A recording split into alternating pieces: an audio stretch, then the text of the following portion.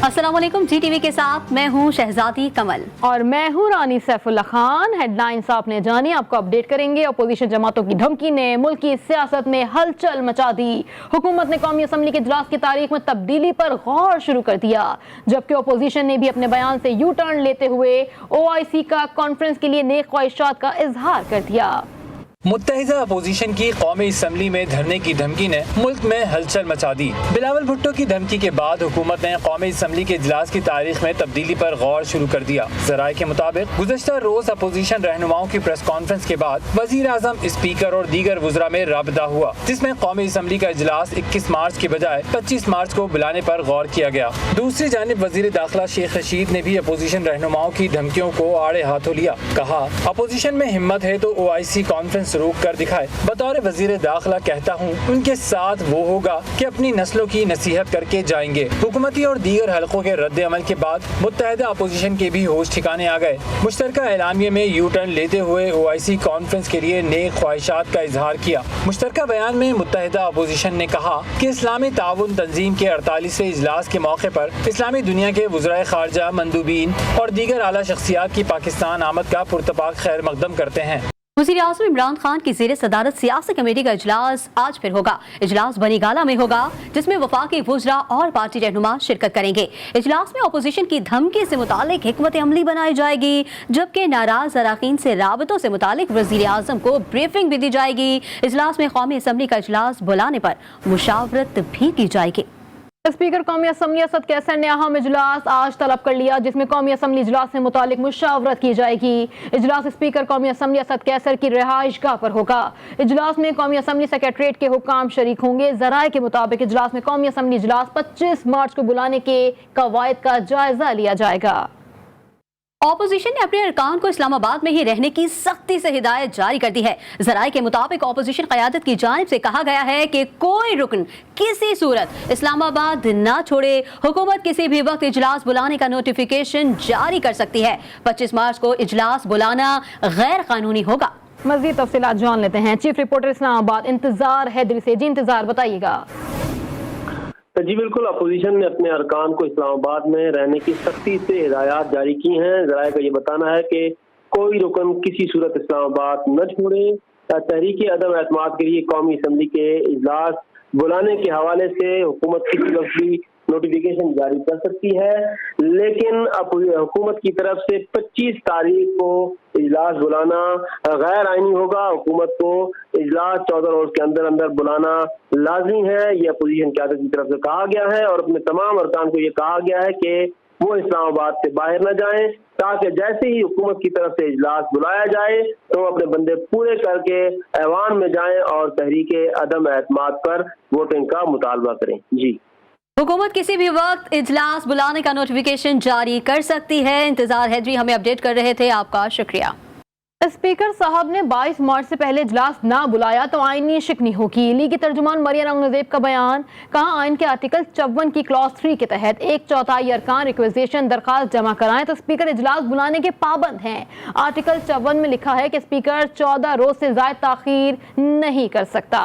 Opposition ने 8 मार्च को requisition जमा करानी थी। इस तरह से आखिरी दिन 22 मार्च बनता है। आइन शिकनी के बारे में आर्टिकल 5 वाज़ेह है और आर्टिकल 6 में सजा लिखी है।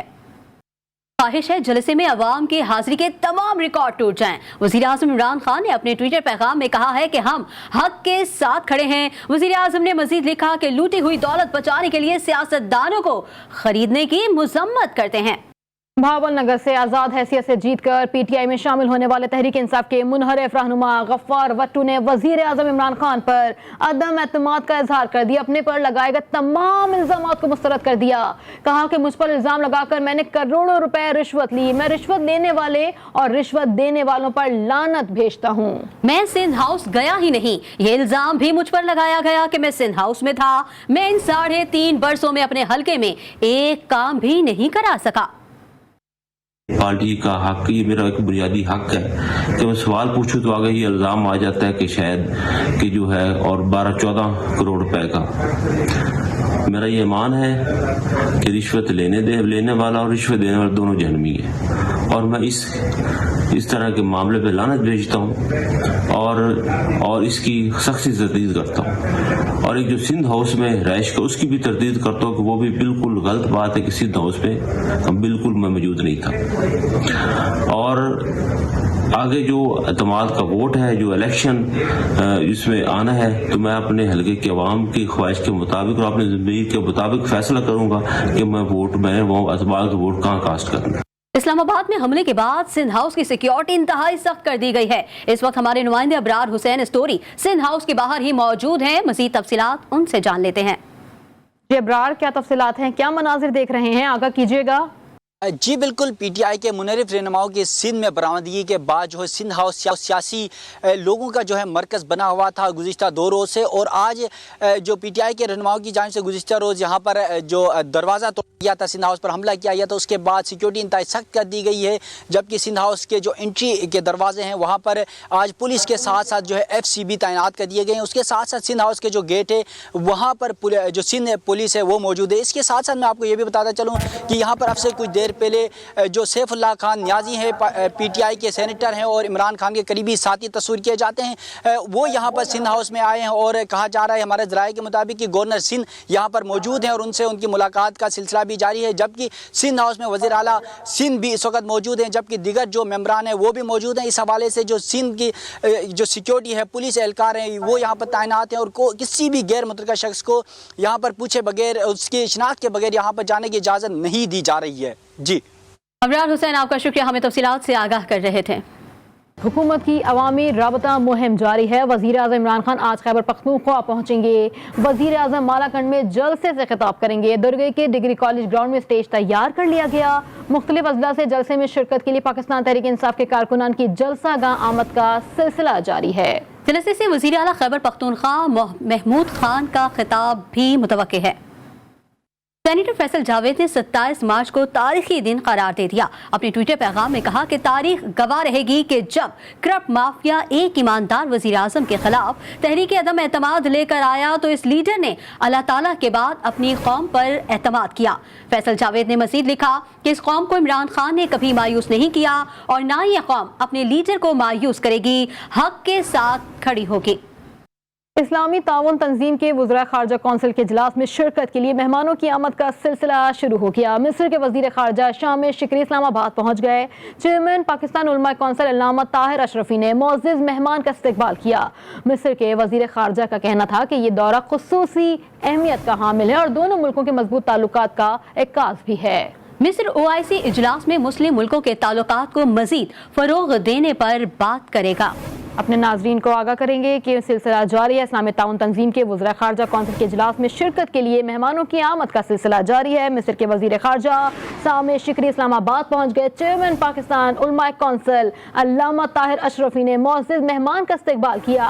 مصر کے وزیر خارجہ کا کہنا تھا کہ یہ دورہ خصوصی اہمیت کا حامل ہے اور دونوں ملکوں کے مضبوط تعلقات کا عکاس ہے. مصر OIC اجلاس میں مسلم ملکوں کے تعلقات کو مزید فروغ دینے پر بھی بات کرے گا. اسسٹنٹ کمشنر مانسہرہ ماروی شیر ملک پر 3 اوباش نوجوانوں نے حملہ کر دیا. حملے میں ماروی شیر ملک اور ان کا گن مین زخمی ہو گیا ہے. موقع پر موجود افراد نے تینوں ملزمان کو پکڑ کر پولیس کے حوالے کر دیا ہے. اپنے ناظرین کو آگاہ کر رہے ہیں کہ حملے میں موقع پر موجود افراد نے تینوں ملزمان کو پکڑ کر پولیس کے حوالے کر دیا. اسسٹنٹ کمشنر مانسہرہ ماروی شیر ملک پر 3 اوباش نوجوانوں نے حملہ کر دیا. حملے میں ماروی شیر ملک اور ان کے گن مین زخمی ہوئے ہیں. موقع پر موجود افراد نے تینوں ملزمان کو پکڑ کر پولیس کے حوالے کر دیا. مزید تفصیلات جان لیتے ہیں نمائندہ GTV نیوز خاور علی شاہ سے. خاور اپڈیٹ کیجیے گا. جی منصرہ میں کل یہ واقعہ پیش آیا ہے. اسسٹنٹ کمشنر ماروی ملک شیر صاحبہ ہیں جو ایک سائڈ پہ اپنے کام کے سلسلے میں موجود تھی. کچھ نوجوان آئے ہیں جنہوں نے ان کی گاڑی کو روکا ہے اور ویڈیو وغیرہ بنائی ہے اور ساتھ ان پر تشدد کیا ہے. جو ماروی ملک صاحب ہے ان کی طرف سے تھانے میں درخواست دے دی گئی ہے اور تو جو 3 نوجوان ہیں ان کو گرفتار کر لیا گیا ہے. جی خاور علی شاہ، آپ کا شکریہ، آپ نے ہمیں تفصیلات سے آگاہ کیا. کراچی میں اسٹریٹ کرمنلز پولیس کے شکنجے میں پھنس گئے. سمن آباد میں پولیس نے کارروائی کرتے ہوئے 2 اسٹریٹ کرمنلز کو گرفتار کر لیا. گرفتار ملزمان میں راہیل اور تنویر شامل ہیں. ملزمان کے قبضے سے اسلحہ، موبائل فون اور موٹر سائیکل برآمد کر لیے گئے. دوران تفتیش ملزمان نے متعدد وارداتوں کا بھی اعتراف کر لیا. कराची में लगने वाले इतवार बाजारों में आने वाले खरीदारों की बड़ी तादाद शिकवा कर रही है। सस्ते बाजारों में इंतजामिया की कीमतों में कोई नजर नहीं है। इस वक्त हमारे नुमाइंदे वसीम हैदर गुलशन इकबाल के इतवार बाजार में मौजूद हैं, उनसे मजीद जानते हैं। जी वसीम, खरीदारों का क्या कहना है, बताइएगा। जी बिल्कुल, देखिए शहर के मुख्तलिफ इलाकों में लगने वाले इतवार बचत बाजार, हफ्ता बचत बाजार, बुध बचत बाजार, जुमा बचत बाजार समेत दीगर जो दिनों पे बाजार लगाए जाते हैं उन पे जो है वो सार्फिन की बड़ी तादाद जो है वो ख़रीदारी के लिए यहाँ पर आती है। मगर उन लोगों का ये कहना है कि यहाँ पर 19 और 20 के फ़र्क के हिसाब से जो है वो रेट मुकर्रर किए जाते हैं, जबकि कमिश्नर कराची की जानिब से रोज़ाना की बुनियाद पर सब्ज़ी, फलों और दीगर अशिया की रेट लिस्ट जो है वो निकाली जाती है, मगर उस पर अमल दरामद होता हुआ नज़र नहीं आता। क्योंकि हमने यहाँ पर कई लोगों से बात की गुलशन इकबाल के इस बचत बाज़ार में, जिसपे लोगों का ये कहना था कि इस बाज़ार का कोई फ़ायदा नहीं है, यहाँ पर रेट जो है वो अपनी मर्ज़ी से जो है वो मुकर्रर किए जाते हैं। सब्ज़ियाँ हों, खाने पीने की अशिया हों या किचन का कोई भी सामान हो, उसके हवाले से जो है वो अपने अपने रेट्स जो है वो हर स्टॉल वाले ने लगाए हुए हैं। यहाँ पर जब हमारी इंतज़ामिया से बात हुई तो इंतज़ामिया का ये कहना था कि गुज़िश्ता 3 हफ्ते से जो है वो कमिश्नर कराची की जानिब से रेट की लिस्ट जो है जो रोज़ाना की बुनियाद पर निकलती है वो उन्हें फ़राहम नहीं की जा रही है, जिसकी वजह से उनको चेक एंड बैलेंस रखने में जो है वो दुश्वारी का सामना है। लोगों का ये भी कहना है कि इतवार बचत बाज़ार के नाम पर जो है वो लाखों करोड़ों रुपए तो कमाए जाते हैं, मगर यहाँ पे सार्फिन को किसी किस्म की कोई फैसिलिटी नहीं दी जाती। जी, अब आपको बताएं कि पेशावर में महंगाई पर ताहाल काबू ना पाया जा सका। सब्जियों और फलों की कीमतें भी अवाम के बस से बाहर हो गईं। भिंडी, अदरक और लहसुन की कीमत भी नुमाया इजाफा देखा जा रहा है। मज़ीद तफसीलात बता रहे हैं नवाब शेख। जी नवाब, अपडेट कीजिएगा। जी बिल्कुल, पेशावर में महंगाई की सुनामी जारी है और महंगाई में मुसलसल इजाफा होता जा रहा है, जिसने गरीब आदमी की ज़िंदगी अजीरन बना दी है। अब सब्जियां खाना भी जो है वो आवाम की पहुंच से दूर होती जा रही है और सब्जियों की कीमतों को भी पर लग चुके हैं। मैं इस वक्त पेशावर की सब्जी मंडी में मौजूद हूँ, मेरे साथ कुछ शहरी भी मौजूद है, उनसे बात करते। हर चीज़ महंगा है, पेशावर में बहुत महंगाई है, हर जगह में महंगाई है। पहले से बहुत परेशान था, अभी भी बहुत परेशान है। यार क्या करेगा, हम गरीब आदमी है, दिहाड़ी करता है, कभी मिलता है कभी नहीं मिलता है। अभी भी कर्ज ले लिया किसी से पैसे, बीमारी भी आता है, अभी हर चीज़ दवाई भी महंगा है। हम क्या करेंगे गरीब बंदे।